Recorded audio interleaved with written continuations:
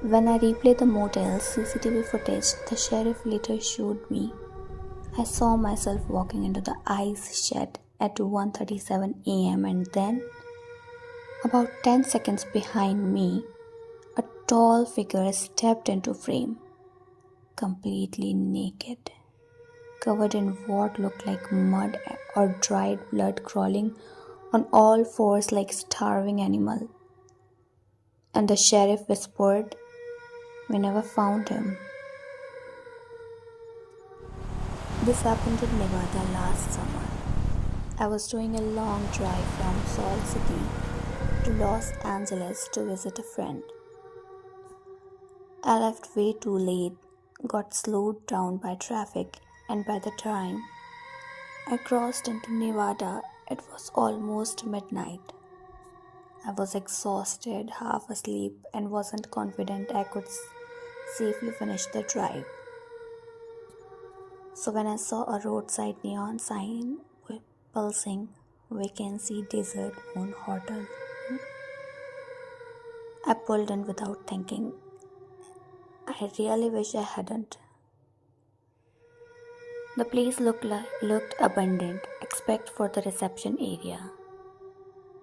The parking lot asphalt was cracked into huge pieces like a giant had stomped on it. Only 2 cars were parked there, both old, dusty, and looked like they hadn't moved in days. Inside the office, an old man sat behind the counter. His skin was wrinkled like dried paper, and he spoke without ever fully opening his eyes. He slid a rusted metal key across the counter. Room 9. Eyes shades out black. No greeting, no smile, nothing. There was something off about him, something dead behind his voice. Room 9 was about small but not terrible. Old carpet, tube TV, yellow lamps, the AC rattled, non-stopped coughing out warm, dusty air. I showered and planned to sleep immediately, but I realized I forgot to get ice. I hadn't had water in hours and my mouth felt like sandpaper. So at 1:35 a.m. I stepped outside to go to ice shed. The ice shed was behind the motel, a little wooden shack with peeling blue paint. Its door was cracked open, swaying slowly in the desert wind. When I stepped inside, the air felt wrong. Stale, damp, too cold for a desert night. There was metal ice machine humming in the counter, but corner beside it something was scattered on the floor. Wet footprints, small, bare, leading deeper inside the dark shed. I thought maybe a kid had wandered in earlier. Still, I filled my bottle with ice and turned around to leave. But before I could touch the door, I heard breathing. Not human breathing, wet, deep, wrecked. Like something trying to inhale through broken lungs. I froze. The breathing got closer. The only light came from a tiny bulb flickering above me. And then in the corner behind the shelves of old cleaning supplies, something moved.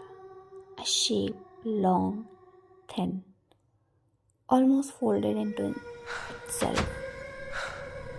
I stood there unable to breathe. Then it crawled into the light. It was a man, but not really. He was real thin, naked, covered in dirt or dried blood elbows, and knees scraped raw. His limbs were too long, like someone had scratched him. His head twitched unnaturally with every breath, and his eyes, oh God, they were wide open, cloudily white, like he couldn't see. But somehow he was looking straight at me, then smiled. Skin cracked around his mouth as blood dried into the floor. I stumbled backwards. I crawled forward fast, too fast. I bolted out of the shed, sprinted into my room, and slammed the door, heart racing. I didn't sleep rest of the night. At 2:49 a.m., I heard something outside my This is door. Sheriff. I'm at the motel office now. Scratching, slow at This is first, Sheriff. then I'm at the motel faster, office now. then urgent. I looked through the peephole, but because the hall was dim, I could only see the outline of tall figure standing very still.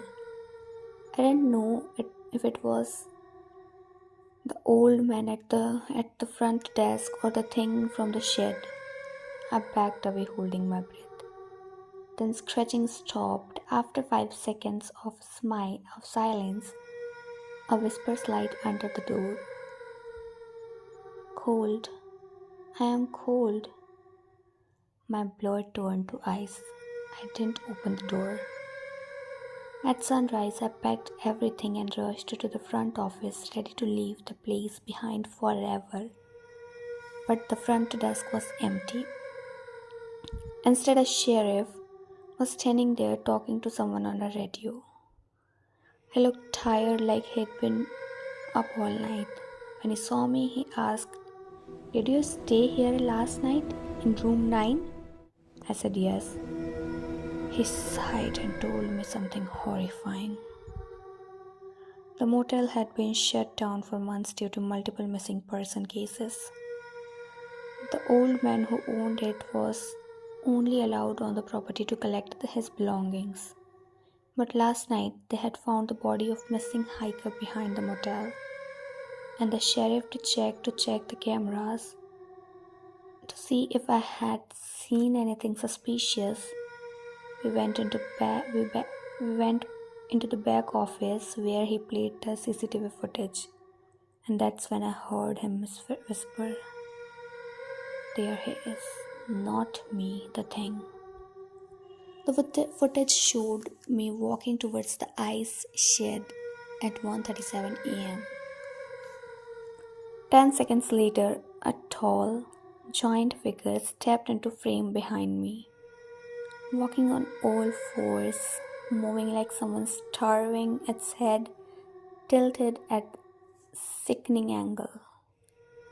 But the worst part, even every time the camera glitched, the figure got closer, closer, frame by frame until in the final second it was standing right behind me.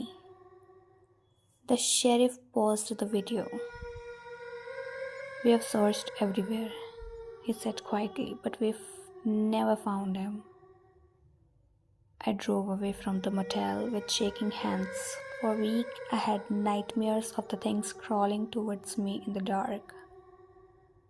But last month, something happened that made me truly slow sleep. A package arrived at my apartment, no return address.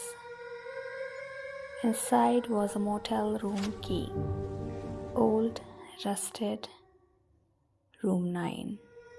Wrapped around it was a strip of dirty, dried, blood-stained clothes and a single note. "I'm still cold.